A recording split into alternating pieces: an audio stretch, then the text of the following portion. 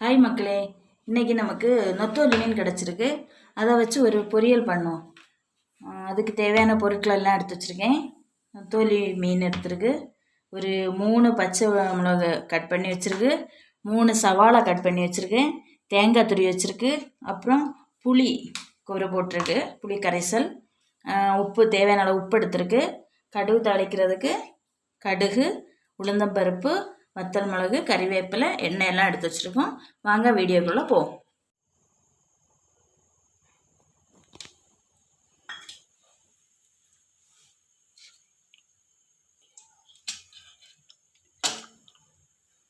எண்ணெய் சூடாயிட்டு இதில் நம்ம அடுத்து இந்த உளுந்தம்பருப்பை போட்டுக்கலாம். அது கொஞ்சம் அப்படியே செவக்கட்டும்.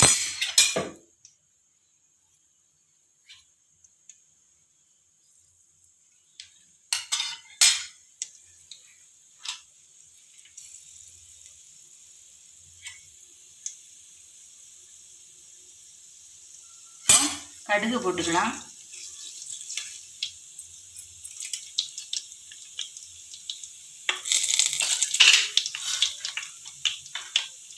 ரெண்டு வத்தல் மிளகு போட்டுக்கலாம்.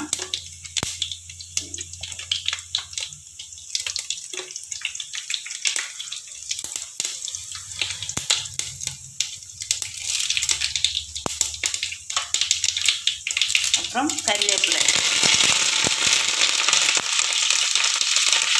நம்ம நறுக்கி வச்ச பச்சை மிளகா இதில் போட்டோம். இதோடு சேர்த்து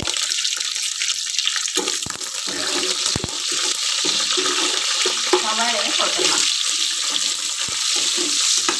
சவாழை செவச்சு வரைக்கும் நம்ம கிளறிக்கிட்டே இருக்கோம்.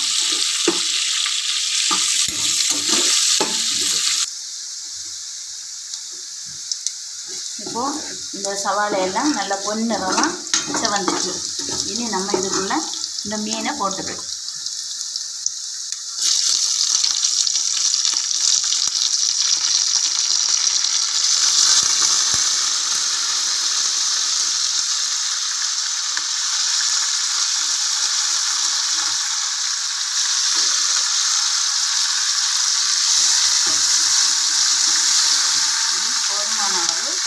உப்பு போட்டுக்கலாம்.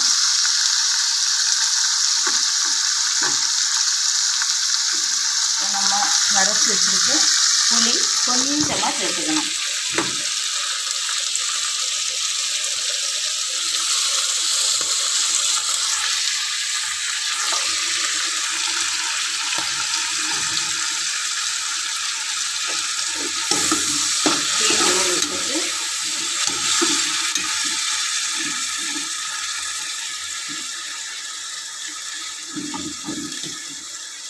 அடுப்பை சிம்மில் போட்டால் போதும், அப்படியே இருந்து வெந்துடும்.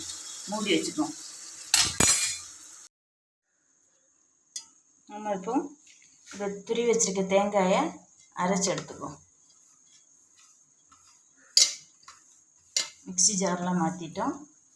இது கூட கொஞ்சம் மஞ்சள் பொடி,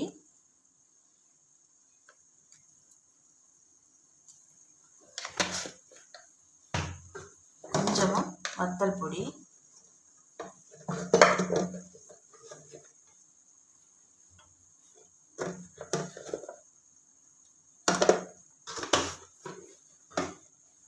அவ்வளவும் போதும். போட்டு அடித்து எடுத்துக்கலாம். மீனெல்லாம் வெந்துட்டு, மீன் வந்து கொஞ்ச நேரம் அந்த சூட்டில் போட்டாலே வெந்துடும். இந்த அடுத்து நம்ம அரைச்சி வச்சுருக்க இந்த தேங்காய் எல்லாம் சேர்த்து போட்டு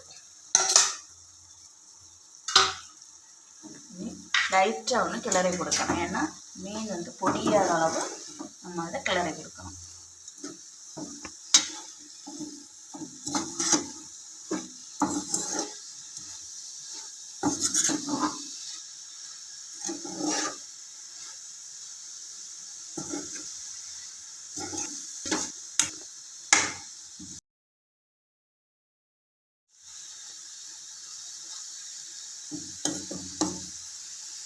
அப்படியே 2 நிமிஷம் சிம்மில் வச்சு மூடி வச்சுக்குவோம்.